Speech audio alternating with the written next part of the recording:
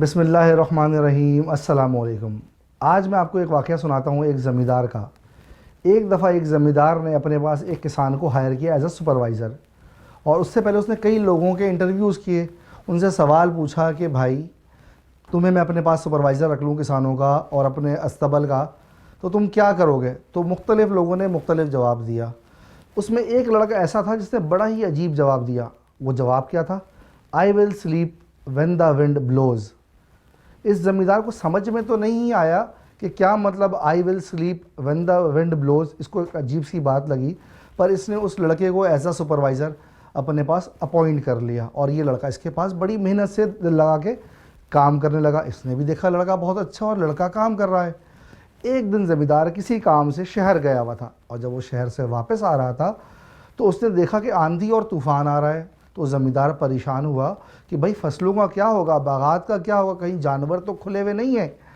तो किसान जो ज़मींदार है उसने अपनी गाड़ी को तेज़ी से दौड़ाना शुरू कर दिया, और बड़ी तेज़ी से वो अपने खेतों पे आया, अपने अस्तबल की तरफ आया, पर उसको कहीं पे भी वो लड़का नज़र नहीं आया। तो वो गया उस लड़के के पास और देखा कि वो लड़का एक जगह सो रहा है। तो उसने पूछा कि भाई तुम यहाँ सो रहे हो, पीछे तूफ़ान आया हुआ है, आंधी आई हुई है और तुम सो रहे हो, क्या तुमने जानवरों को देखा, क्या तुमने खेत को देखा? तो लड़के ने कहा मैंने तो आपको पहले दिन ही कह दिया था, बल्कि इंटरव्यू से पहले कह दिया था कि I will sleep when the wind blows. उसने कहा क्या बात, मतलब कि I will sleep when the wind blows. लड़के ने उस ज़मींदार का हाथ पकड़ा और उनको अस्तबल की तरफ ले गया। जब वो ज़मींदार अस्तबल में गया तो उसने देखा कि सारे जानवर प्रॉपर बंधे हुए हैं। जब वो खेतों की तरफ गया तो जो पानी की निकासी का मामला था वो भी बिल्कुल सही था। तो उसने उस लड़के से पूछा क्या मतलब था कि I will sleep when the wind blows. उसने कहा जी मैंने तो कहा था कि जी जब तूफ़ान आएगा तो मैं आराम करूँगा, मैं सोऊंगा। तो आज जब तूफ़ान आया तो मैं सो रहा था। क्यों? क्योंकि मैंने अपनी तैयारी इस तूफ़ान के आने से पहले कर ली थी, ना कि मैंने तूफ़ान के आने का इंतज़ार किया। आप ये सोच रहे होंगे कि ये वाक़या मैं आपको क्यों सुना रहा हूँ, तो मैं आपको ये अपने प्रोग्राम आज बैंक इस्लामी के साथ में इसकी डिटेल बताऊंगा। और सबसे पहले मैं अपने मेहमानों का तारुफ़ कराना चाहूँगा। हमारे जो सबसे पहले मेहमान हैं वो माशाल्लाह बैंक इस्लामी में पिछले 10 साल से ज़्यादा से वाबस्ता हैं। उनका एक बड़ा वसी तजुर्बा है माशाल्लाह। इंग्लैंड से चार्टर्ड अकाउंटेंसी उन्होंने कंप्लीट की और बैंक इस्लामी में और इस्लामिक बैंकिंग को खिदमात फ़राहम कर रहे हैं। उनका नाम है मिस्टर लईकुर रहमान। खुशामदीद लईक साहब। बहुत शुक्रिया Khan, thank you very much. और हमारे दूसरे मेहमान जिनको आपने हमारे पिछले प्रोग्राम्स में भी देखा, हमारे हरदिल अजीज़, हमारे शरिया बोर्ड शरिया टीम के मेंबर मुफ्ती शेख नुमान साहब। खुशामदीद मुफ्ती शेख नुमान साहब। Thank you. अस्सलाम वालेकुम। नाज़रीन, आज जब हम तकाफुल को डिस्कस कर रहे होंगे तो आपको खुद अंदाज़ा हो जाएगा कि मैंने वो स्टोरी सुनाई क्यों थी। तो लईक साहब, पहले मैं आपकी तरफ आऊँगा और मैं ये पूछना चाहूँगा कि तकाफुल दरअसल है कि हमने सुना तो कुछ अरसे पहले से शुरू किया है। जब मैं छोटा था तो मैंने ये तकाफुल वर्ड नहीं सुना था, इंश्योरेंस तो सुना था। तो ये तकाफुल है क्या? शान, असल में जैसे आपने कहा कि आपने पहले नहीं सुना था, तो इस्लामिक बैंकिंग भी पहले बहुत ज़्यादा कॉमन नहीं थी, जो आहिस्ता आहिस्ता इमर्ज हुई है पिछले 10-12 सालों के अंदर। तो जो तकाफुल है वो इंश्योरेंस, जो कन्वेंशनल इंश्योरेंस है उसकी रिप्लेसमेंट में एक प्रोडक्ट है। जैसे इस्लामिक बैंकिंग में हमने डिफरेंट प्रोडक्ट्स, कन्वेंशनल प्रोडक्ट्स के रिप्लेसमेंट में इस्लामिक प्रोडक्ट्स डेवलप किए हैं। इसी तरीके से इंश्योरेंस का जो रिप्लेसमेंट है वो तकाफुल के फॉर्म में डेवलप किया गया है, जिसका मकसद जो है लोगों को वो कवरेज प्रोवाइड करना है जो कि कन्वेंशनल इंश्योरेंस प्रोवाइड करती है, keeping the Islamic principles align as well, जिसकी इस्लामिक डिटेल में हल है मुफ्ती साहब ज़्यादा बेहतर तरीके से आपको बता सकेंगे। तो मुफ्ती साहब, हमेशा की तरह हम आपसे पूछेंगे कि तकाफुल की शरई हैसियत क्या है और ये किस तरह जो है वो इंश्योरेंस से मुख्तलिफ है? अच्छा शान साहब, तकाफुल के हवाले से अर्ज़ करूँ कि तकाफुल ये कन्वेंशनल इंश्योरेंस का अल्टरनेट है। इंश्योरेंस में प्रॉब्लम ये थी कि 3 बुनियादी तौर पर प्रॉब्लम्स थी। एक तो ये कि इसके अंदर सूद का एलिमेंट मौजूद था, शरअन हराम है। दूसरे नंबर पे इसमें एक और चीज़ होती है गरर, जिसको इंग्लिश में हम कहते हैं अनसर्टेनिटी, वो भी शरीयत में हराम है। और तीसरा इसमें क़िमार, जिसको हम जुआ या गेमलिंग कह सकते हैं। इन तीनों प्रॉब्लम्स को सॉल्व करते हुए उलमा इकराम ने ट्रेडिशनल फ़िक़ा से भी रहनुमाई ली और उसके बाद तकाफुल के एक सोल्यूशन के तौर पर पेश किया कि तकाफुल का इंश्योरेंस करवाना कि अपनी रिस्क को कम करना, शरअन कोई मना नहीं है कि इंसान जो है अपने रिस्क को मिटिगेट करे, उसको कम करे। तो तकाफुल कन्वेंशनल इंश्योरेंस के अल्टरनेट के तौर पर पेश किया गया है। अच्छा, एक आम जो हमारे लोगों के जहन में ख्याल आता है और मेरे जहन में भी कई दफ़ा ये बात आती है, क्या ये तवक्कल के ख़िलाफ़ नहीं है तकाफुल कराना? कि हम अल्लाह पे तवक्कल करें बस ठीक है? ऐसा नहीं है कि इसको हम ये कहेंगे ये तवक्कुल के ख़िलाफ़ है, बल्कि नसीहतुन्नबी के अंदर सहाबा कराम की ज़िंदगी में भी ये बात हमें नज़र आती है। जैसे एक सहाबी जो है आप सल्लल्लाहु अलैहि वसल्लम के पास हाजिर हुए और कहा कि मैंने ऊँट को ऐसे ही छोड़ दिया है, तो उस वक्त आप सल्लल्लाहु अलैहि वसल्लम ने फरमाया उसको पहले बांध दो सल्लल्लाहु अलैहि वसल्लम। और फिर तवक्कुल करो। तो असबाब इख्तियार करना ये तवक्कुल के ख़िलाफ़ नहीं है कि मैं कोई यानी अपने रिस्क को कम करने के लिए कोई सबब अख्तियार करूँ, लेकिन नज़र मेरी तवक्कुल क्या है, अल्लाह पे नज़र रखना। मैं कमाने के लिए निकला, ऐसा नहीं है कि मैं घर बैठा और दुआ करूँ या अल्लाह मुझे रिस्क दे दे।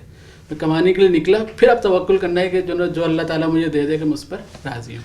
यानी अगर मैं जो तवक्कल को समझाऊँ मुफ्ती साहब, वो ये है कि असबाब को इख्तियार करने के बाद भरोसा अल्लाह पे हो, भरोसा असबाब पे ना हो, भरोसा जो है वो अल्लाह की ज़ात पर हो, ये तवक्कल है। वजह ऐसे बहुत शुक्रिया। अच्छा, एक चीज़ मुफ्ती साहब, हमने जब डिपॉजिट प्रोडक्ट देख रहे थे तो हमें बताया कि डिपॉजिट प्रोडक्ट जो है वो मुदारबा बेस है। फिर हमने जब ऑटोज़ और मस्कन की प्रोडक्ट देखी बैंक इस्लामी की, तो वो डिमिनिशिंग मुशारका पे थी। तो ये हमारी तकाफुल है, इसकी बैकिंग पे कौन सा शरिया मोड यूज़ हो रहा होता है? तकाफुल के बेक हमारा जो इस वक्त पाकिस्तान में जो राइज तकाफुल का मॉडल है वक्फ वकाला मॉडल कहलाता है। तो उसको हम आसान अल्फाज में इस तरह समझ सकते हैं, मिसाल के तौर पर हमारे यहाँ कम्युनिटी सिस्टम भी है, जैसे मेमन कम्युनिटी सिस्टम है। तो वहाँ पर लोग जो है एक जगह पर पैसे जमा करते हैं इस नियत के साथ कि हम में से किसी को कोई लॉस आएगा, कोई परेशानी आएगी, तो उस पूल में से हम कवर करेंगे। तो तकाफुल के माने भी ये है कि एक दूसरे की कफ़ालत करना, एक दूसरे के हेल्प आउट करना। तो इस मकसद के लिए वक्फ वकाला मॉडल में के दो पुल बनते हैं। एक वक्फ का पुल बनता है जिसके अंदर कंट्रीब्यूशन जा रहा हो, तो और अगर इस वक्फ के मेंबर्स में से किसी को कोई परेशानी आती है तो उसमें से पूरा किया जाएगा। दूसरा एक इन्वेस्टमेंट पुल बनता है कि जो मैं कंट्रीब्यूशन दे रहा हूँ उसमें से वो इन्वेस्टमेंट में चला जाता है, और कल को अगर कोई वो एक्सीडेंट नहीं होता है जिसके लिए मैं तकाफुल करवाया है, तो उस इन्वेस्टमेंट पुल में से मुझे मेरी अमाउंट मिल सकती है, या मैं पॉलिसी ख़त्म करना चाह रहा हूँ तब भी मुझे इन्वेस्टमेंट अमाउंट और प्लस उसका नफ़ा मिल जाएगा। तो लई साहब, मैं अब आपकी तरफ आऊँगा कि नॉर्मली तो हमने बैंक्स को देखा कि बैंक्स या तो पैसे लोगों से लेता है या बैंक्स उसके अगेंस्ट पैसा या कोई एसेट दे रहा होता है। तो ये बैंक्स इंश्योरेंस में कैसे आ गया? क्या ये बैंक्स की अपनी प्रोडक्ट्स हैं? शान, ये बैंक की अपनी प्रोडक्ट नहीं है। बैंक इसमें जो है एक एजेंट के तौर पे काम कर रहा होता है, डिस्ट्रीब्यूटर के तौर पे काम कर रहा होता है, और नेचुरली उसकी एक्सेस टू द कस्टमर जो है वो ज़्यादा बेहतर है, उसके बेस ऑफ द कस्टमर ज़्यादा बेहतर होता है। तो ये एक विन विन सिचुएशन होती है तकाफुल कंपनीज़ के लिए भी और कस्टमर्स के लिए भी कि उनको ये प्रोडक्ट मिलती है, और इंश्योरेंस कंपनीज़ के लिए, तकाफुल कंपनीज़ के लिए आसान होता है इस प्रोडक्ट को वाया बैंक सेल करना। तो ये बैंक की अपनी प्रोडक्ट नहीं है, बैंक इसको डिस्ट्रीब्यूट कर रहा होता है। तो लाइक साहब, ये जो हमारा आपने बताया तकाफुल की बैंक की अपनी प्रोडक्ट्स नहीं होती, और बैंक जो है ये दूसरी कंपनी जो इंश्योरेंस कंपनीज़ या तकाफुल कंपनीज़ हैं इनकी प्रोडक्ट्स को सेल कर रहा होता है। तो यहाँ पे बैंक का रोल क्या होता है? बैंक यहाँ पे क्या होता है? शान, जैसे मैंने बताया कि बैंक का जो रोल होता है वो एक डिस्ट्रीब्यूटर के तौर पे वो काम कर रहा होता है। इसका मकसद सिर्फ ये होता है कि तकाफुल कंपनीज़ की प्रोडक्ट होती हैं, हम इजीली कस्टमर को अप्रोच कर सकते हैं, कस्टमर को एक्सप्लेन कर सकते हैं और कस्टमर को हर तरीके से फैसिलिटेट कर सकते हैं। तो उसका रोल जो है वो बीच में एजेंट के तौर पे काम कर रहा होता है। इन सर्टन केस अब जिसे हम वकील कहते हैं कि उस तरह का एक रोल जो है वो प्ले कर रहा होता है। और तकाफुल कंपनीज़ को जो बेनिफिट है वो है उनको रेडीमेड एक कस्टमर बेस मिल जाता है अपने कस्टमर्स को प्रोडक्ट को सेल करने के लिए। तो मुफ्ती साहब, जैसा कि लई ने हमें बताया कि ये एजेंट्स होते हैं या वकील होते हैं, तो इन एजेंट्स और वकील की क्या शरई हैसियत है, या इनकी कोई लिमिटेशंस हैं, या बस जो दिल चाहे एजेंट करता फिरे?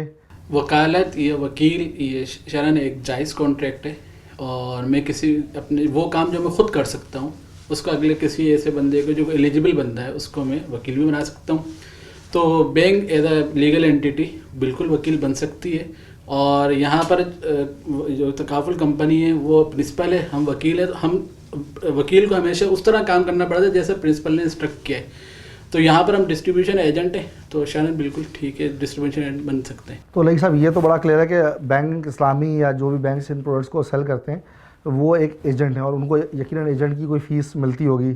तो यहाँ मुझे बैंक का फ़ायदा तो नज़र आ रहा है, तकाफुल कंपनीज़ का फ़ायदा भी नज़र आ रहा है, पर अगर यही प्रोडक्ट मैं लेता हूँ तकाफुल की, तो मुझे क्या फ़ायदे और क्या बेनिफिट्स हैं इसके? शान, आपने जो दोनों बेनिफिट्स की बात की है शायद इमीडिएट बेनिफिट्स हैं बैंक के लिए भी, इन द करंट ईयर होगा, फॉलोइंग 1-2 ईयर्स में होता है। तकाफुल कंपनीज़ के लिए भी इमीडिएट बेनिफिट होते हैं, रिकरिंग बेनिफिट्स भी होते हैं, बट शायद इसका अल्टीमेट बेनिफिशरी जो है वो आप या पॉलिसी होल्डर ही होता है, क्योंकि उसको दोनों सूरतों में बेनिफिट्स मिलते हैं। मतलब उसने एक प्रोडक्ट खरीदी है जिसमें एक वो फोर्स, जिसे हम कहते हैं कि फोर्स सेविंग कर रहा होता है, तो पॉलिसी या मेंबरशिप की मैच्योरिटी पे उसको अपना सारा पैसा भी वापस मिलता है। और जैसे मुफ्ती साहब ने कहा कि वो पूल से उसको मुनाफा भी मिलता है। और अगर वो early term of the policy अगर उसकी कहीं डेथ हो जाती है तो उसने जो एक सम कवर्ड लिया हुआ होता है उसकी फैमिली को, वो बेनिफिट भी मिल जाता है। तो इन बोथ सिचुएशन ये विन विन है फॉर द कस्टमर के in case of early death a lump sum amount will be paid to the customer family and अगर वो पॉलिसी मेच्योर होती है तो कस्टमर खुद अपने वो सारे पैसे जो उसने जमा कराए होते हैं वो भी मिलते हैं और साथ उसका जो भी प्रॉफिट उस वक्त होता है उसको वो भी मिल जाता है। तो दैट्स हाउ ये दोनों सूरतों में आपके लिए लॉन्ग टर्म बेनिफिट के अंदर है। यानी अगर मैं इसको इस तरह कहूँ तो अब मुझे आप बताइए अगर मैं सही हूँ कि मैं पॉलिसी लेते ही बेनिफिशियल हो जाता हूँ, मुझे फ़ायदा शुरू हो जाता है कि अगर मैंने पॉलिसी ली और अल्लाह ना करे कि मेरी एक दिन बाद या उसी दिन मेरी डेथ हो जाए तो मैं उस दिन भी बेनिफिशियल हो सकता हूँ। तो यानी बेनिफिशियल मैं फ्रॉम वेरी फर्स्ट डे हूँ, लेकिन वो बेनिफिशियली जो फ़ायदा है वो मुझे मिल नहीं रहा। और दूसरा बेनिफिट तब है जब पॉलिसी मेच्योर हो जाएगी, ऐसा ही है? बिल्कुल ऐसा है। और थोड़ी सी मैं यहाँ पे आपकी तस्हीह भी कर देता हूँ, मुफ्ती साहब भी इसको सेकंड करेंगे कि जो डिफरेंस है एक्चुअली कन्वेंशनल के अंदर हम वर्ड यूज़ करते हैं पॉलिसी का, जबकि तकाफुल में हम वर्ड जो होता है वो मेंबरशिप का होता है कि हमारी मेंबरशिप कहलाती है। तो ताकि हम मेंबर्स होते हैं, जो मुफ्ती साहब ने भी कहा कि हम एक सब मिलके एक दूसरे की सपोर्ट करते हैं, तो हम मेंबर्स होते हैं उस पूल के। तो सबसे पहले तो मेंबरशिप कहलाती है और इस मेंबरशिप के तहत बिल्कुल ऐसा ही है कि आप स्कूल के मेंबर बनते हैं तो जिस वक्त भी आपको ज़रूरत पड़ जाए, यानी कि बीच में भी अगर किसी भी टर्म में आपके यानी कि डेथ हो जाती है तो नेचुरली आप मेंबर हैं उस पूल के, तो आपको वो बेनिफिट मिल जाता है। और अगर ये पॉलिसी ख़त्म हो जाती है या जैसे मैंने कहा कि मेंबरशिप ख़त्म हो जाती है तो आपको उसके एंड के ऊपर सारा अमाउंट लमसम जो है वो पे ऑफ हो जाता है। यानी मैं इस पर थोड़ी सी मज़ीद क्लैरिटी मुफ्ती साहब इस तरह लाना चाह रहा हूँ, मुझे बताइएगा कि यानी कि जैसे कि आपने शुरू में बताया था कि ये वक्फ मॉडल है, तो मैं मेंबरशिप का जो लाइक जिक्र कर रहे हैं ये वही मेंबरशिप होगी कि मैंने पैसे दे के मैं उस वक्त पूल का पार्ट बन गया। जबकि इंश्योरेंस में ऐसा नहीं होता, वहाँ पे पॉलिसी को ख़रीदा जाता है। यहाँ पे मैं ख़रीद नहीं रहा अपनी कोई इंश्योरेंस, बल्कि मैं खुद उस पूल का मेंबर या पार्ट बन गया हूँ, ऐसा ही है? बिल्कुल ऐसा ही है। और बुनियादी फ़र्क जो इंश्योरेंस में और तकाफुल में है वो ये है कि इंश्योरेंस एक रिस्क ट्रांसफ़र मेकनिज़म है जिसमें इंश्योरेंस कंपनी में समझे मेरा रिस्क ले लेती है उस प्रीमियम के अगेंस्ट जो मैंने अदा किए। जबकि तकाफुल के अंदर में उस वक्फ पूल का मेंबर बन गया और ये एक रिस्क शेयरिंग मैकेनिज्म है और कि हम आपस में एक दूसरे का रिस्क शेयर कर रहे हैं। तो क्या रिस्क को परचेज़ करने में कोई शर्म कबाहत है? अगले ने मेरा रिस्क परचेज़ कर लिया और अब जो है अल्लाह ना करे मुझे कुछ हो रहा तो वो दे रहा है। मैंने जैसे पहले एक सवाल के जवाब में कहा था कि जो प्रॉब्लम्स हैं इंश्योरेंस के अंदर वो एक रिबा का है, सूद का है, कि जो मैंने पैसे अदा किए उससे रिस्क ट्रांसफ़र की जब हम बात कर रहे हैं कि मैंने इंश्योरेंस कंपनी रिस्क ख़रीद लिया, उसके प्रीमियम मैंने दिए, उस प्रीमियम से अगर ज़्यादा मुझे अमाउंट मिली है तो सूद के अंदर आ जाएगी कि मैंने पैसे पर पैसा ले लिया। दूसरी सूरत सूद की होती है कि इंश्योरेंस कंपनी आगे कहीं इन्वेस्ट करती है नॉन शरिया कंप्लाइंट जगहों पर, तो वहाँ पर बैंकों में रख दिए, किसी इंटरेस्ट बियरिंग कोई सिक्योरिटी ख़रीद ली तो वहाँ सूद का अंसर आ जाता है। ये जो आपका सवाल है कि रिस्क ख़रीदा जा सकता है नहीं ख़रीदा, ये दूसरी जो एलिमेंट बताया गरर, कि मैंने एक इंश्योरेंस कंपनी ने रिस्क ख़रीदा है, मिसाल के तौर पर फायर इंश्योरेंस से, अगर आग लगी तो जो है आपको कोई सम कवर्ड मिलेगा। अब आग लगेगी ये भी नहीं पता, लगेगी कि नहीं लगेगी, लगेगी तो नुकसान कितना होगा ये भी नहीं पता। तो ये जो अनसर्टेनिटी है दैट इज़ कॉल्ड गरर। अच्छा, मैं इस अनसर्टेनिटी पर थोड़ी सी क्लैरिटी चाहूँगा कि देखिए अनसर्टेनिटी तो शायद हर जगह ही ना मुफ्ती साहब, मैं आप यहाँ बैठे हैं पता नहीं घर जाएँ ना जाएँ, तो फिर यहाँ भी अनसर्टेनिटी है, तो क्या मेरी तो फिर पूरी लाइफ में ही मैं देख रहा हूँ गरर है? तो उसमें बात ये है कि अनसर्टेनिटी मिनिमम लेवल पर कम से कम कुछ लेवल जिस उस पर शरीयत ने उसको जायज़ करार दिया है, लेकिन कोई कॉन्ट्रैक्ट मैं कर रहा हूँ और वो बायलिटरल कॉन्ट्रैक्ट है, कंपनसेटरी कॉन्ट्रैक्ट, और उसमें अगर गरर का अंसर आ रहा है तो उसको शरीयत मना करती है। यानी मिसाल के तौर पर उन्हें सेल को कॉन्ट्रैक्ट कर रहा हूँ, सेल कॉन्ट्रैक्ट में ये पता होना चाहिए कि सब्जेक्ट मैटर क्या चीज़ होगी और कितनी होगी। अब यहाँ पर प्रीमियम जो है वो समझे प्राइस है और जो रिस्क है वो सब्जेक्ट मैटर है। अब सब्जेक्ट मैटर मुझे नहीं पता है कि वो कितना है, कैसे है, कितनी अमाउंट है, कैसे, इस वजह से इसके अंदर गरर आ रहा है। वरना वो बात आपकी सही है कि कारोबार तो ज़िंदगी है ही गरर ही गरर ना। यानी अगर if the uncertainty as at very high level yes then वो गरर है, अगर नॉर्मल अनसर्टेनिटी है तो वो ज़िंदगी का हिस्सा है। तो लेकिन साहब मैंने पॉलिसी ले ली है और मुझे पॉलिसी लेने के 10 दिन बाद ख्याल आता कि यार बस ठीक है, गलती हो गई, नहीं लेनी चाहिए थी, या मुझे किसी ने कह दिया यार ये क्या चीज़ ले ली। तो क्या कोई ऐसा ऑप्शन है कि मैं बैक हो सकता हूँ और मुझे मेरी पूरी रकम वापस मिल जाए? बिल्कुल शान, इसमें 14 डेज़ का एक टाइम होता है जिसको हम फ्री लुक पीरियड कहते हैं, और उसका मकसद भी यही होता है कि कभी कभी हम अपनी एक्साइटमेंट में हो सकता है, किसी के पुश करने पे हो सकता है कि वो पॉलिसी ख़रीदते हैं या मेंबरशिप ख़रीदते हैं, तो आप जाके थोड़ा सा टाइम लगाएं, सोचते हैं, तो उसके बाद आपको ये बेनिफिट मिलता है कि आप अगर 14 दिन के अंदर आपको लगे कि मुझे ये प्रोडक्ट नहीं लेनी चाहिए थी या नहीं इन्वॉल्व होना चाहिए इस कॉन्ट्रैक्ट के अंदर, तो आप जाके रिक्वेस्ट कर सकते हैं और ये आपकी पॉलिसी और ये प्रोडक्ट जो है वो टर्मिनेट हो जाती है और आपका जो भी पैसा है वो आपको वापस कर दिया जाता है। चले माशाल्लाह, ये तो एक बहुत ज़बरदस्त चीज़ है कि ठीक है, जो जैसा आपने कहा कि कभी अगर पुश में आके या जज्बाती होके जो मेंबरशिप मैंने लेनी थी वो मैंने गलत ले ली है, तो मुझे पास वापसी के भी एक रास्ता है। तो ये जो मेंबरशिप है इसका कोई मिनिमम टेन्योर है कि मैं कितने अरसे के लिए ले सकता हूँ, और कोई मैक्सिमम टेन्योर है कि कितने अरसे के लिए ले सकता हूँ? बिल्कुल शान, इसके लिए क्योंकि हम जैसे हमने कहा कि लॉन्ग टर्म प्रोडक्ट है, तो हम इसको कहते हैं कि आइडियली आप इसको 10 साल के पीरियड के लिए मिनिमम जो है वो परचेज करें, और एज लॉन्ग एज ये 80 ईयर्स तक जा सकती है, तो विच मीन्स समवेयर 60+ ईयर्स की आप ये पॉलिसी या प्रोडक्ट जो है वो ख़रीद सकते हैं। तो नहीं सॉरी, मैं बात आपकी इंटरप्ट कर रहा हूँ कि ये 80 ईयर्स एप्लीकेंट की या मेंबरशिप की? ये 80 ईयर्स एप्लीकेंट की है, लेकिन 80 ईयर्स तक जा सकती है, विच मीन्स अगर आपकी एज फॉर एग्जांपल ना, थोड़ा प्रिसाइजली मैं अगर बताऊं कि अगर आपकी एज 69 है मैक्सिमम आप उसको परचेज कर सकते हैं, विच मीन्स 11 ईयर्स तक की आप इस एज में परचेज कर सकते होंगे, आप 80 तक जा सकते हैं। तो जो टेन्योर है वो 18 से शुरू होता है कि 18 ईयर का कोई भी इंडिविजुअली प्रोडक्ट को परचेज कर सकता है टिल द एज ऑफ 80 के लिए। तो ये आपके लिए कोई 62 ईयर्स का स्पैन बनता है। कब तक खरीद सकता है, उसके जवाब में वो है कि उसकी एज जब 69 हो मैक्सिमम वो खरीद सकता है। कोई भी शख्स जो कि 70 साल का है वो ये प्रोडक्ट 10 साल के लिए नहीं खरीद सकता। चलें, ये तो मुझे आपने बड़ी ज़बरदस्त बात बताई, क्योंकि आई रिमेंबर कि मेरी वालदा एक दफ़ा पॉलिसी लेना चाह रही थी और मेरे वालिद साहब, ये आज से कोई 20-25 साल पुरानी बात होगी, मेरे वालिद साहब की एज उस वक्त अराउंड 57-58 थी। तो जो इंश्योरेंस एजेंट्स आए हुए थे उस वक्त शायद तकाफुल नहीं था, तो उन्होंने कह दिया था कि हम 55 के बाद जो है वो पॉलिसी नहीं देते, लेकिन अल्हम्दुलिल्लाह बैंक इस्लामी पाकिस्तान जो है वो माशाल्लाह एट द एज ऑफ 69 तक जी मैं पॉलिसी परचेज़ कर सकता हूँ। तो हमारे पास लाइक साहब एक राउंड है जिसका नाम है रैपिड फायर राउंड, तो उसमें 2-4-5 सवाल हम आपसे पूछेंगे और हम एक्सपेक्ट करेंगे आप हमें उन्हें रैपिडली जवाब देंगे। तो हम चलें अपने रैपिड फायर राउंड की तरफ? जी बिल्कुल, डिपेंड करता है कि आपके सवाल कितने रैपिड होंगे और उसी हिसाब से आपको रैपिड जवाब भी मिलेंगे। चलो जी, बहुत शुक्रिया जी। तो रैपिड फायर का पहला सवाल कि बैंक का तकाफुल प्लान कम से कम कितने रुपए से लिया जा सकता है? बैंक का तकाफुल प्लान कम से कम जो है 2000 रुपये से परचेज कर सकते हैं, और जो 2000 रुपये है ये माहाना के हिसाब से जो है वो आप इस प्रोडक्ट को ख़रीद सकते हैं। अच्छा, मेरे पास कौन कौन से ऑप्शन हैं इसमें पेमेंट के लिए? अगर मैं माहाना के हिसाब से देखूं तो जो मेरी सबसे छोटा जो मेरे पास प्लान होगा वो 24,000 का प्लान है। बिल्कुल ऐसा ही है। अच्छा, और ये इसकी जो पेमेंट के ऑप्शंस मेरे पास कौन कौन से अवेलेबल हैं? क्या माहाना ही सब है या और भी ऑप्शंस हैं? इसमें एग्जैक्टली माहाना भी है, आपका क्वार्टरली भी हो सकता है, वो हाफ ईयरली भी हो सकता है और वो एनुअल भी हो सकता है। बट जो भी आप मोड सेलेक्ट करते हैं उसका इम्पैक्ट आपके जो है एंड ऑफ द डे के रिटर्न्स के ऊपर पड़ता है कि अगर आप मंथली लेंगे तो रिटर्न्स नेचुरली कम होंगे, अगर आप एनुअल ऑप्ट करेंगे तो ज़्यादा। मैं कितने अरसे के लिए प्लान कम से कम ले सकता हूँ? आप कम से कम ये प्लान जो है, जैसे मैंने कहा कि 10 साल के लिए मिनिमम आपको ये प्लान जो है वो लेना चाहिए, ताकि आप कुछ बेहतर रिजल्ट्स जो है आपको उसके मिल सकें। और जब ये मैं प्लान ले रहा हूँगा तो उस वक्त मेंबर की मिनिमम एज या पार्टिसिपेंट की मिनिमम एज क्या होगी? डिपेंड करता है नेचर ऑफ प्रोडक्ट के ऊपर। अगर आप कोई हेल्थ की प्रोडक्ट लेंगे तो ये न्यूली बॉर्न बेबी के लिए भी अवेलेबल है, बट अगर आप इसमें लाइफ की प्रोडक्ट लेंगे तो उसके लिए कम से कम उम्र जो है वो 18 साल की होनी चाहिए। तो क्या कोई इसमें हिडन चार्जेस वगैरह भी होते हैं?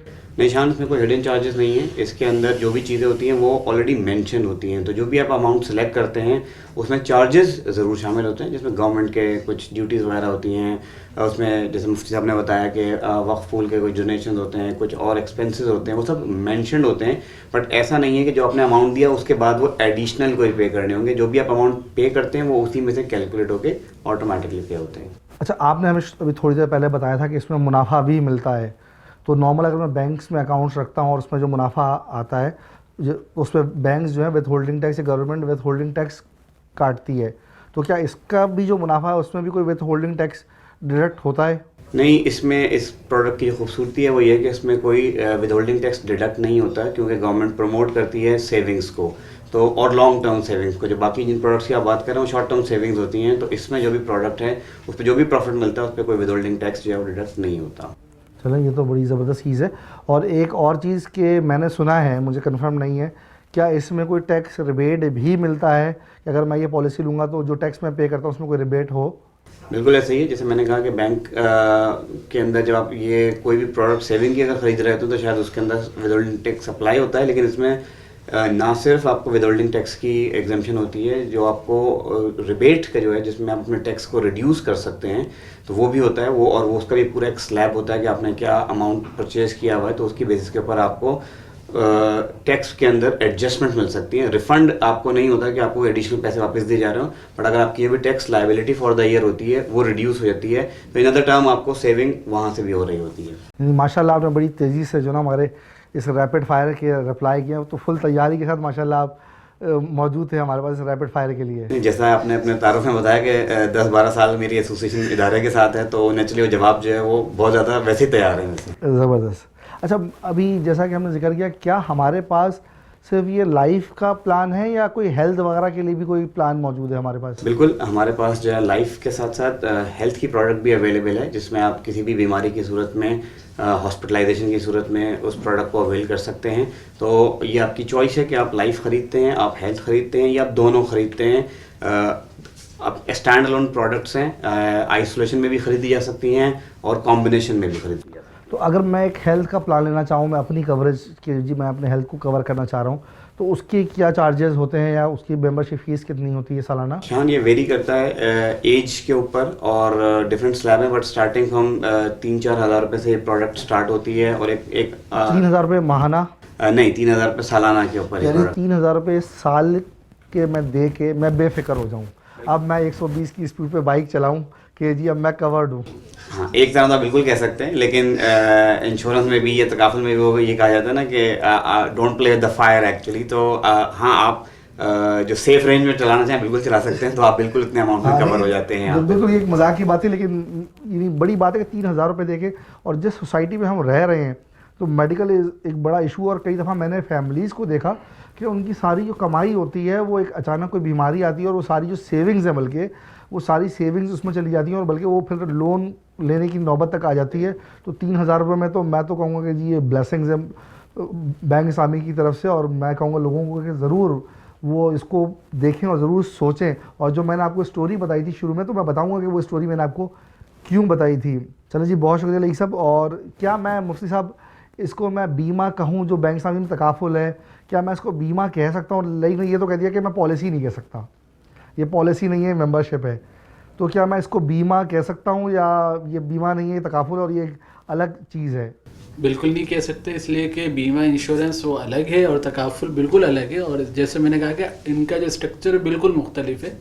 इंश्योरेंस के अंदर आपके जो रिस्क ट्रांसफ़र मेकनिज़म है और उसमें शरई हवाले से सूद, गरर और क़िमार यानी गैम्बलिंग और अनसर्टेनिटी और इंटरेस्ट मौजूद है, जबकि तकाफुल के अंदर इस शेयरिंग का मेकनिज़म है और इन तमाम चीज़ों से ये यानी फ्री करके फिर इसको लॉन्च किया गया है। तकाफुल कंपनीज़ के अपने शरई एडवाइज़र्स होते हैं जो उनके इन्वेस्टमेंट को मॉनिटर कर रहे होते हैं। तो बिल्कुल आप इसको बीमा तो नहीं कह सकते, ये एक बिल्कुल अलग स्ट्रक्चर है और यानी बिल्कुल नेचर उस कॉन्ट्रैक्ट की डिफरेंट है कि वहाँ पर जो बायलिटरल कॉन्ट्रैक्ट है, कंपनसेटरी कॉन्ट्रैक्ट है इंश्योरेंस के अंदर, जबकि तकाफुल के अंदर एक अक़द हम अरबी में तबर्रो बोलते हैं कि एक मामला है जो कि यूनिलेटरल है कि आप वक्फ पूल के अंदर पैसा जमा करवा रहे हैं और उसी में से फिर आपको कवरेज मिल रही होती है। तो ये बिल्कुल यानी शरई हवाले से बिल्कुल ठीक है कि इन्वेस्टमेंट ठीक है और जो बुराइयाँ थी, ख़राबियाँ थी इंश्योरेंस के, उसको दूर किया गया है। अच्छा, मैं अगेन बैक जाऊँ, मैं अपनी मेमोरी पे, जब इंश्योरेंस वाले मेरे घर आए हुए थे और वो प्लान सेल करना चाह रहे थे जो हम नहीं ले सके, और अच्छा हुआ कि हम नहीं ले सके क्योंकि एक जायज़ चीज़ नहीं थी और उस वक्त शायद हमें ये अवेयरनेस भी नहीं थी। तो लेकिन वो एक बात कर रहे थे मेरी वालिदा और मेरे वालिद साहब से कि अगर ये पॉलिसी या प्लान बन जाता है तो उनको अपना मेडिकल चेकअप कराना पड़ेगा। तो लई साहब के आपके पास भी जो प्लान्स हैं तो उसके लिए भी क्या मेंबर्स को अपना मेडिकल चेकअप कराना पड़ता है before to take the policy? Shan, बिल्कुल जो आप बता रहे थे कि नेचुरली आप जो डिस्कस कर रहे हैं वो few years back, in fact long time back बिल्कुल ऐसा था, लेकिन अब सिस्टम और टेक्नोलॉजी इतनी है कि आपके पास एक सर्टेन मेडिकल फ्री लिमिट्स जो हैं वो आपको असाइन होती हैं, और जो बड़ी रीजनेबल अमाउंट्स की होती हैं कि अगर आपको वो प्रोडक्ट ख़रीदनी है तो आपको उस मेडिकल के प्रोसेस से नहीं गुजरना पड़ता, क्योंकि ऑनलाइन अंडरराइटिंग का जो कॉन्सेप्ट है उसके तहत आपसे कुछ सवालात पूछे जाते हैं जिनके आप बारे में अवेयर भी होते हैं। कोई बहुत टेक्निकल सवाल नहीं होते, आपके हेल्थ से रिलेटेड चीज़ें पूछी जाती हैं और सिस्टम उनको कैलकुलेट करता है, और उस सूरत में भी सिस्टम बता देता है आपको कि आपको मेडिकल की ज़रूरत पड़ेगी या नहीं पड़ेगी। तो उसकी वजह से लाइफ काफ़ी आसान, टेक्नोलॉजी ने चीज़ों को काफ़ी आसान कर दिया, तो उसने यहाँ पर भी सपोर्ट की है और मेडिकल को आपको स्किप करने की सहूलत मिल गई है। तो मुझे कहाँ तक आपके थ्रू अगर मैं तकाफुल लूँ तो मुझे कितनी कवरेज मिल जाएगी विदाउट एनी मेडिकल? आप कहें जी अनलिमिटेड, जी मुझे 400 मिलियन की लिमिट मिल जाएगी मेडिकल की, ऐसा कुछ है? अगर आप देखें तो एज लो एज 8 मिलियन की लिमिट और एज हाई एज 30 मिलियन की लिमिट में अगर आप जाते हैं तो ये तो आपको मेडिकल फ्री लिमिट्स मिल जाती हैं। और अगर आप नॉर्मल कैलकुलेशन करते हैं तो ये बहुत रीजनेबल रेंज है, यानी कि 30 million is a huge amount for a normal person के वो अपनी सेविंग्स कैलकुलेट कर रहा हो और इतने की प्रोडक्ट खरीद रहा हो, तो ये किसी भी कस्टमर के लिए एक बहुत बड़ी रेंज है। हमारे पास एक्सेप्शनल कस्टमर्स आते हैं जो 30 मिलियन से ऊपर जाते हैं, तो जो आई कैन वेरी इजीली से कि 99% ऑफ द कस्टमर या 98% ऑफ द कस्टमर जो है हमारे उसी ब्रैकेट के अंदर कवर हो जाते हैं जो मेडिकल फ्री के अंदर फॉल करता है। अच्छा, एक चीज़ मैंने और सुनी है, क्योंकि तकाफुल के बारे में मैं खुद पढ़ रहा था, इंश्योरेंस के बारे में मैंने पढ़ा और मैंने बताया मेरी वालदा बड़ी इंटरेस्टेड हमेशा रही है इस प्रोडक्ट के बारे में। तो इसमें एक चीज़ होती है राइडर्स, तो जब हम बाइक का जिक्र कर रहे थे तो क्या ये वही राइडर्स हैं जो बाइक चलाते हैं या तकाफुल के राइडर्स थोड़े से मुख्तलिफ हैं? नहीं, बिल्कुल बाइक को चलाने के लिए राइडर चाहिए होते हैं, ऐसे ही पॉलिसी को बेहतर चलाने के लिए जो है अच्छे राइडर्स काम आते हैं। और इन राइडर्स का जो है वो एडिशनल बेनिफिट होता है, एडिशनल बेनिफिट लाइक कि इन केस ऑफ एक्सीडेंटल डेथ आपको डबल अमाउंट मिल जाता है। हज डेथ के ऊपर आपके पास होता है, फैमिली इनकम बेनिफिट के राइडर होते हैं, चाइल्ड एजुकेशन के राइडर्स हैं। तो जब आप अपनी प्रोडक्ट कोई परचेज करते हैं तो उसके अंदर अगर आप ये राइडर्स नहीं परचेज करेंगे तो सिर्फ आप एक सम कवर्ड परचेज कर रहे हैं। बट अगर आप ये डिसाइड करते हैं कि ये राइडर्स हैं, मतलब कुछ राइडर्स की प्राइस होती है और कुछ राइडर्स जो हैं बिल्ट इन प्रोडक्ट के अंदर शामिल होते हैं, तो जब आपकी क्लेम की सूरत में आपको एडिशनल फ़वाइद जो हैं वो मिल जाते हैं जो कि आपने जो भी सिलेक्ट किया होता है। जैसा कि चाइल्ड एजुकेशन है कि अगर इन case of death of the policy holder या मेंबर की डेथ की सूरत में उसके जो बच्चे हैं उनकी एजुकेशन कंटिन्यू रहे तो वहाँ से पेमेंट होती रहती है, या अगर आपने फैमिली इनकम बेनिफिट रख दिया है तो मेंबर की डेथ की सूरत में जो घर के माहाना अखराजात हैं वो वहाँ से पूरे होते रहते हैं। तो ये राइडर्स इस तरीके से मुख्तलिफ तरीके से किसी भी मेंबर की डेथ के बाद काम आते हैं। यानी जो बातें आप बता रहे हैं तो मुझे लगता है कि ये फीचर्स कोई भी देखे या सुने तो ये तो शायद हर आदमी की ज़रूरत है जो हमारे यहाँ चल रहा है और जो अपने घर से बाहर निकल रहा है, तो उसकी ये नीड है। तो मुफ्ती साहब, मैं आपकी तरफ आऊँगा और जिस तरह हमने देखा कि मुदारबा आपके हमारी पहले भी डिस्कशंस हुई, हमारे पास दूसरे भी मोहम्मद वक़ास साहब थे, वक़ास अहमद साहब थे, वहाँ हमने डिस्कस किया था कि मुदारबा में कैसे कमाते हैं और वो कैसे शरिया कंप्लाइंट हैं। तो इस तरह ये इंश्योरेंस ये तकाफुल कंपनीज़ हैं, इनके कमाने के एवेन्यूज़ क्या होते हैं और ये कैसे कमाते हैं? क्या ये भी फाइनेंसिंग करके कमाते हैं या इनके कमाने के कोई दूसरे एवेन्यूज़ हैं? ये यानी तकाफुल कंपनी मुख्तलिफ शरिया कंप्लाइंट जगहों पर जैसे स्टॉक में भी करती हैं, इस्लामी बैंक्स के साथ भी डिपॉजिट रखवाती हैं, अपने टर्म सर्टिफिकेट इस्लामी बैंक्स के भी ले रही होती हैं। बहरहाल जो एक बात तय है वो ये कि तकाफुल कंपनी जहाँ भी इन्वेस्टमेंट करेगी, जैसे भी कमाएगी, वो शरिया कंप्लाइंट होगा। जैसे मैंने पहले भी अर्ज़ किया कि उनका अपने शरिया एडवाइज़र मौजूद हैं जो इस चीज़ की निगरानी कर रहे होते हैं कि आगे जो भी अर्निंग आए वो ठीक है। बाकी एक समझे पॉलिसी होल्डर और तकाफुल कंपनी का जो आपस में ताल्लुक़ है वो ये कि तकाफुल कंपनी उसकी वकील है और असल जो पैसा है यानी पॉलिसी होल्डर का इन्वेस्टमेंट पूल के वाले से बात कर रहा हूँ, तो जो भी रिटर्न आएगा वो रिटर्न तकाफुल ये जिसके बाद तकाफुल की मेंबरशिप है उसको मिलना चाहिए। बाकी वो अपनी तकाफुल कंपनी अपनी सिर्फ फ़ीस लेगी, वकालत की फ़ीस जो आगे पैसे लगा रही है। यानी तकाफुल कंपनी जो प्रॉफिट अर्न करेगी उस प्रॉफिट अर्निंग में उसका कोई हिस्सा नहीं होगा, बल्कि जो उसने उस प्रॉफिट को बनाने के लिए जो एफर्ट्स दिए हैं तो उसे उसकी वो एक फ़ीस लेगी। समटाइम्स हो सकता है कि वहाँ वो मुदारबा की बुनियाद पे कर रहे हो तो वहाँ पर फिर मुदारबा का कोई शेयर यानी उसकी भी गुंजाइश मौजूद है। तो लाइक साहब, अगर मैंने अब एक तकाफुल प्लान लिया है अपनी फैमिली के लिए और अब मैं उसमें कुछ बेनिफिशरीज ओनर्स होंगे जिनको मैं चाहूँगा कि अल्लाह ना करे मुझे कुछ हो जाए तो इसका फ़ायदा उन लोगों को हो, तो कितने बेनिफिशियरी ओनर्स जो हैं वो मैं रख सकता हूँ? अब एक प्रोडक्ट में 3 से 4 बेनिफिशरी जो हैं वो अपॉइंट कर सकते हैं, और हम रिकमेंड भी करते हैं कि उसके अंदर जो है आइडियली जो है वो 18 ईयर्स एंड अबव हों, तो उसका after the death of the member complications comparatively कम होती हैं, क्योंकि जो लोग कोशिश कर सारे अपने से बच्चों के रख देते हैं, उनमें कोई भी जो है वो एडल्ट या मेच्योर नहीं होता, तो उसमें कॉम्प्लिकेशंस ये आती हैं कि सक्सेशन का प्रॉब्लम आता है। वो जो छोटे बच्चे होते हैं उनका CNIC वगैरह अवेलेबल नहीं होते, तो यहाँ पे लोगों की अवेयरनेस नहीं होती है, तो वो मतलब इन मेयर इफेक्शन जो है वो कहते हैं जी मेरे बच्चों की मैं उनको पॉलिसी होल्डर में बेनिफिशरी बना देता हूँ, तो वो होता तो ठीक है कॉन्सेप्ट, पर उसका जो प्रॉब्लम है वो सिर्फ ये है कि at the time of claim जो है ना थोड़ा सा इशू आता है। तो लेकिन बेनिफिशरीज 3 से 4 जो है वो आप एक पॉलिसी में रख सकते हैं। अच्छा, क्या मेरे पास ये गुंजाइश होती है कि किसी पॉइंट ऑफ टाइम पे आके मैं इन बेनिफिशरीज़ को चेंज कर सकूँ? क्योंकि कभी कभार मुझे फ़ील होता है कि आज मेरा बेनिफिशरी ये है, लेकिन फिर मुझे एक पॉइंट पे आके फ़ील होता है कि नहीं, अब मुझे बेनिफिशरी चेंज करना है, या मुझे बेनिफिशरी में लोगों को ऐड करना है कि at the time of taking the policy मेरे पास सिर्फ 2 बेनिफिशरीज़ थे, पर अब मुझे बेनिफिशरीज़ ऐड करना चाहूँ, तो क्या ऑप्शन ये मौजूद है?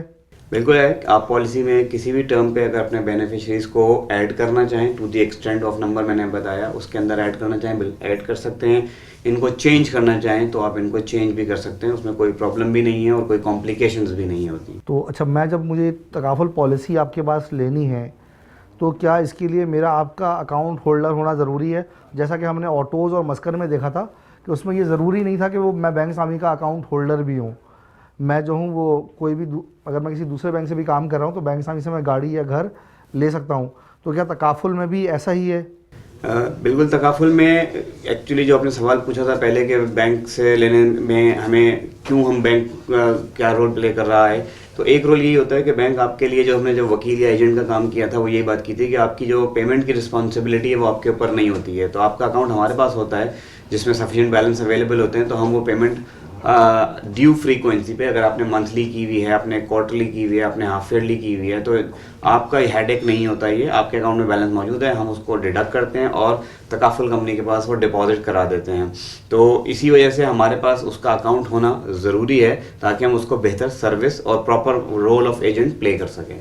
एक सवाल और कि जैसा कि आपने बताया था कि बैंक इस्लामी जो है वो वर्क एज एन एजेंट, तो क्या बैंक इस्लामी किसी एक मखसूस कंपनी की पॉलिसीज़ जो हैं वो अपने कस्टमर्स को ऑफ़र करता है, या मोर देन 1 कंपनीज़ के साथ आप जो है इसको डील करते हैं? हमारे पास एक से ज़्यादा कंपनीज़ की प्रोडक्ट हैं और उसकी वजह भी ये होती है कि कस्टमर को बेहतर प्रोडक्ट कॉम्बिनेशन देना। तो हमारे पास मुख्तलिफ कंपनीज़ की मुख्तलिफ प्रोडक्ट्स अवेलेबल हैं जो कस्टमर की डिफरेंट नीड्स को केटर करती हैं। जैसा कि आपने पूछा था प्राइसिंग के हवाले से, आपने पूछा था टेन्योर के हवाले से, तो वो एक डिफरेंट कॉम्बिनेशन कस्टमर को अवेलेबल होता है on the shelf of the bank Islami, ताकि वो अपनी पॉकेट के हिसाब से, अपने बजट के हिसाब से प्रोडक्ट को परचेज कर सके। अच्छा, एक बड़ी और अहम चीज़ कि अल्लाह ना करे किसी की मौत तो एक हकीकत है ना जिसने आना है, तो अगर कहीं ये वाक़या हो जाए और ये सानिया हो जाए, अब उनकी फैमिली को क्लेम लेना है, तो क्या वो क्लेम के लिए आपके पास आएंगे या उन तकाफुल कंपनीज़ के पास जाएंगे कि आपकी प्लान था और आप हमें दें? क्योंकि वो तो एजेंट थे बेचने के, तो क्या वो सर्विसेज के भी एजेंट हैं कि नहीं है? बिल्कुल, one of the benefit of buying the product from the bank is कि आप नॉर्मली बैंक आ जा रहे होते हैं, जबकि तकाफुल कंपनी जो होते हैं उनमें कनेक्शन बहुत कम रहते हैं या कभी कभी आना जाना होता है। तो अगर आपने पॉलिसी या प्रोडक्ट जो है वो बैंक से ख़रीदी है तो आपको ये फ़ायदा है कि आप अगर चाहें तो आप डायरेक्ट तकाफुल कंपनी को भी अप्रोच कर सकते हैं, उसमें कोई कवाहत नहीं है। बट अगर कन्वीनियंस के लिए बैंक इस्लामी उनके तमाम प्रोसेसिंग भी करवाता है, उनकी डॉक्यूमेंटेशन कस्टमर के बेनिफिशरीज से रिसीव करता है और उनकी तमाम जो भी कॉरस्पॉन्डेंस होती है वो कर रहा होता है, क्योंकि नेचुरली जो भी डिसीज होता है उसके जो बेनिफिशरीज होते हैं वो अपने प्रॉब्लम में पहले ही इन्वॉल्व होते हैं और कई और चीज़ों में फंसे हुए होते हैं। तो बैंक एज अ फैसिलिटेटर, जब हमने कहा एजेंट भी है तो फैसिलिटेटर भी है कि वो कलेक्ट करता है तमाम डॉक्यूमेंट्स, कॉरस्पॉन्ड करता है विद द तकाफुल कंपनी, चेक भी रिसीव करता है और आपके डोर स्टेप पे भी पहुंचा सकता है। आप कहेंगे तो आप कन्वीनियंटली आना चाहें तो आ जाते हैं। तो आपको वो तमाम कन्वीनियंस जो हैं, जो कि वन विंडो सोल्यूशन जिसे हम एक्चुअली कहते हैं, वो आपको अवेलेबल होती है। अच्छा, एक चीज़ मुझे अभी याद आई, मैं उधर शायद पूछना भूल गया कि जब आपने कहा कि मैं कोई प्लान लेता हूं तो वो तकाफुल कंपनीज और बैंक्स अपने जो चार्जेस हैं और वो जब एजेंट फ़ीस वगैरह है वो डिडक्ट करती हैं, तो मेरा प्रिंसिपल अमाउंट कम हो जाता होगा यकीनन। तो अगर मैं लेने के 1 साल बाद या 2 साल बाद ब्रेक करने आऊँ तो क्या मुझे पूरी रकम मिलेगी या मुझे कुछ अमाउंट कम मिलेगी, और अगर कम मिलेगी तो फिर मेरा ब्रेक इवन कब आएगा? शान, जैसे मैंने अभी आपको बताया था कि इसमें मुख्तलिफ चार्जेस शामिल होते हैं, और आपने प्रोडक्ट खरीदी, एक सेफ्टी की प्रोडक्ट खरीदी है जिसे हम बाय फोर ये कहते भी हैं कि it is a force saving actually. तो सेविंग के तहत आपने जो भी चीज़ें, अगर आप अपने फॉर एग्जांपल अपने घर की सेफ्टी के लिए भी कुछ खर्चा करते हैं, कोई बार्ब वायर ख़रीदते हैं, कोई लॉक्स ख़रीदते हैं, और जब आप उन्हें अनलॉक कर लेते हैं, चीज़ें को ला के इंस्टॉल कर लेते हैं और उसके बाद आप वापस जाएँ उनसे कहें जी वापस कर लें, तो नेचुरली आपको उसकी वो पूरी कीमत वापस नहीं मिलती है। तो बेहतर ये होता है कि आप उस लॉक्स को अपने लॉन्ग टर्म के लिए इस्तेमाल करें ताकि आपका पर्पज़ उसके लिए अचीव हो जाए।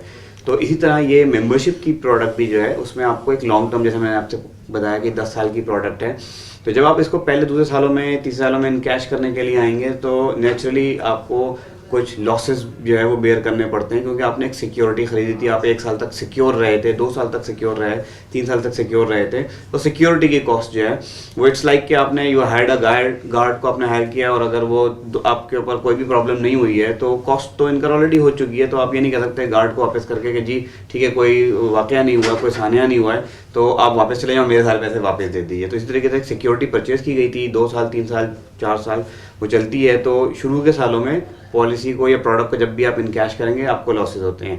आपका दूसरा सवाल कि ये ब्रेक इवन पे कब आता है, तो ये डिपेंड करता है कस्टमर की एज पे जिस वक्त प्रोडक्ट को परचेज कर रहा है। जितना यंग इंडिविजुअल पॉलिसी को परचेज करता है, प्रोडक्ट को परचेज करता है, उसका ब्रेक इवन बहुत ज़्यादा जल्दी आता है। एक साहब जिनकी एज जैसे मैंने आपको बताया 69 है, तो उनकी मोर्टेलिटी चार्जेस के अंदर होते हैं जो हेल्थ के हवाले से होते हैं, क्योंकि एज ज़्यादा है। तो जैसे आपने कहा मौत बरक है, लेकिन किसी को नहीं पता, लेकिन नेचुरल एज की वजह से 69 वाला is more prone to near to death as compare to 25 वाला।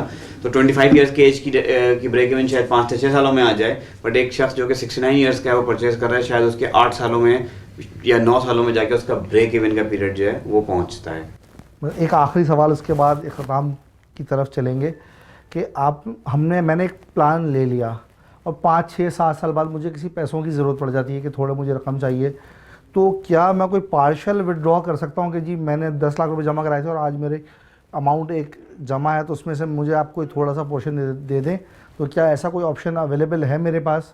बिल्कुल अवेलेबल है।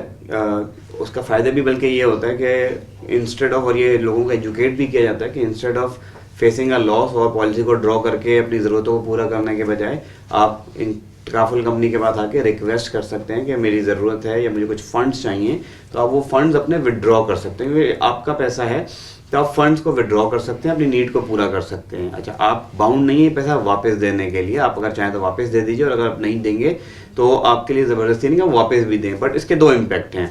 एक कि आपने जो कैश जमा हो रहा था या जो आपका इन्वेस्टमेंट जमा हो रही थी वो आपने विड्रॉ कर लिया, तो जो प्रॉफिट आने वाला था वो अब नेचुरली कम आएगा आपका। और जो आपका इससे पहले एक सवाल था कि ब्रेक इवन कब आएगा, तो नेचुरली जब आपके पास पूल में पैसे कम हो जाएंगे तो रिटर्न्स कम हो जाएंगे, तो ब्रेक इवन आपका और भी बढ़ सकता है। बट बेनिफिट ये है कि आप किसी भी टाइम के ऊपर अपनी मेंबरशिप को ब्रेक करवाए बगैर अपनी ज़रूरत के पैसे निकाल सकते हैं। उसको में आपको कोई चार्जेस भी नहीं लगते हैं, या कोई आपके पास कोई इंटरेस्ट चार्जेस या मार्कअप चार्जेस आपके ऊपर लग रहा है कि आपने पैसा ड्रॉ कर लिया है, और अगर आप चाहें तो ये वापस पैसे कर दें ताकि आपका रिटर्न्स जो हैं वो at the end of the year बेहतर हो जाए। यानी मैं पार्शियल विड्रॉ कर लूँ लेकिन मेरी जो तकाफुल में लाइव कवरेज है वो कंटिन्यू रहेगी, वो ब्रेक नहीं होगी, वो उतनी ही वहीं पे इंटैक्ट रहेगी जो आपने डे 1 पे परचेज किया। So that is the beauty of the product कि व्हेन यू नीडेड इट आपके उस वक्त भी काम आएगी कि जब आपको आपकी अपनी लाइफ में भी आपको जब ज़रूरत पड़ेगी, ये तब पॉलिसी काम आएगी। और मैं अपने तमाम लोगों को इसका एक मैसेज ज़रूर दूंगा कि इसको, जैसे आपने आप अभी बात कर रहे थे I will sleep when the wind blows, तो this is a perfect example कि हम लाइफ में घर को, गाड़ी को अपनी ज़रूरत महसूस करते हैं और परचेज करते हैं बिकॉज शायद हम इंजॉय कर रहे होते हैं, बट हम लोग इस पे काम नहीं करते क्योंकि हम एवरी सिंगल डे प्लान कर रहे होते हैं, बट हम अपनी फैमिली प्लानिंग को जो है वो, या फैमिली के फाइनेंशियल प्लानिंग्स को एक्चुअली जो है वो कंसिडर नहीं कर रहे होते। तो ये एक प्रोडक्ट है जिसको हम लॉन्ग टर्म में कहते हैं, हम हमेशा यही कहते हैं कि हमारे क्या काम आएगी। तो हम जितने भी, जैसे मुफ्ती साहब ने भी कहा कि हम कमाने के लिए निकलते हैं तो हम फैमिली के हवाले से निकलते हैं, तो ये हमें अपनी फैमिली को मद्देनजर रखते हुए इस पर ज़रूर सोचना चाहिए। और आपके नॉलेज के लिए एक चीज़ ऐड कर दूँ, जैसे आपने कहा कि लाइफ की जो प्रोडक्ट्स होती हैं, अगर आपने एक ख़रीद रखी है, आपके पास 2 भी हों, 3 भी हों, 4 भी हों, multiple products, in the case of any incident, वो सारी पॉलिसीज एक्टिव होती हैं और आपको सबका रिफंड मिलता है। सो ऐसा नहीं है कि आपने एक पॉलिसी ले ली मैं दूसरे के लेके क्या करूंगा। तो the multiple policies you can afford, it's a forced saving. तो आपको किसी भी सूरत में 20 साल का प्लान लिया था, 20 साल के बाद आपको उसका जो है वो सारी पॉलिसीज का रिफंड आएगा, और अगर खुदा ना खास्ता डेथ हो जाती है तो सारी पॉलिसीज के अगेंस्ट आपके बेनिफिशियरीज को आपका सम कवर्ड मिलेगा। ऑटोज़ में और मैंने मस्कट में तो देखा कि मुझे पेमेंट की हॉलीडे नहीं है।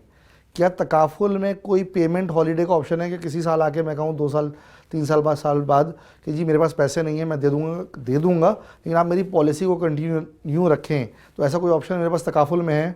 बिल्कुल ऑप्शन अवेलेबल है।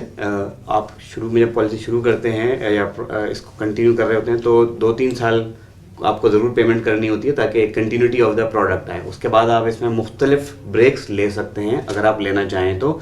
लेकिन नेचुरली मैंने आपको पहले भी बताया कि जब आप पेमेंट्स नहीं करेंगे तब आपके इम्पैक्ट रिटर्न्स पे ज़रूर पड़ेगा, कवर पे कोई फ़र्क नहीं पड़ेगा, कवर वहीं के वहीं इंटैक्ट रहता है।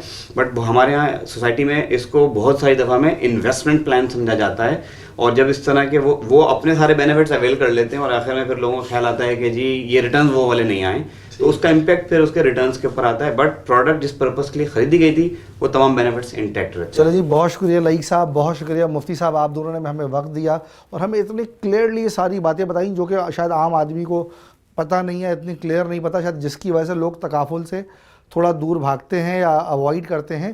तो नाज़रीन और जो लोग मुझे देख रहे हैं उनको अंदाज़ा हो गया होगा कि मैंने वो जो स्टोरी आपको सुनाई थी कि I will sleep when the wind blows, वो क्यों सुनाई थी। ये तकाफुल बिल्कुल ऐसा ही प्लान है कि अल्लाह ना करे जब कभी कोई इमरजेंसी होगी तब मुझे या मेरी फैमिली को तो फिक्र करने की ज़रूरत नहीं है कि वो कौन से एवेन्यूज़ हों जिनसे मैं कमाऊँ और अपनी फैमिली के घर चलाऊँ। तो ये तकाफुल उज़्ज़त रोल प्ले करेगी उस आंधी और तूफ़ान के वक्त, और उसने मेरी सारी चीज़ें सेटल्ड की हुई होंगी। और एक अच्छा अक्लमंद माशरा भी शायद हमें यही कहे कि जी आप जो है अपने आप को पहले से सेव करें, कवर करें, और कहते हैं ना मरने से पहले मरने की तैयारी करें। तो शायद ये तकाफुल इस sort of like this thing दुनिया के लिए है कि आप बुरे वक्त से पहले बुरे वक्त की तैयारी करें। और शायद मैंने कहीं हदीस या कोई कोट था, कुरान मुझे एग्जैक्ट नहीं पता, मुफ्ती साहब बताएंगे, उसका मफहूम मुझे याद है कि अपनी औलादों को मुफलिस ना छोड़ो। तो मुझे लगता है कि तकाफुल भी उसी का एक पार्ट है। और बहुत शुक्रिया आप सबका इस प्रोग्राम को देखने का, बैंक इस्लामी के इस प्रोग्राम को पसंद करने का आज बैंक इस्लामी के साथ, और आपकी दुआओं के साथ हम इजाज़त चाहते हैं। अल्लाह हाफ़िज़, अस्सलामु अलैकुम।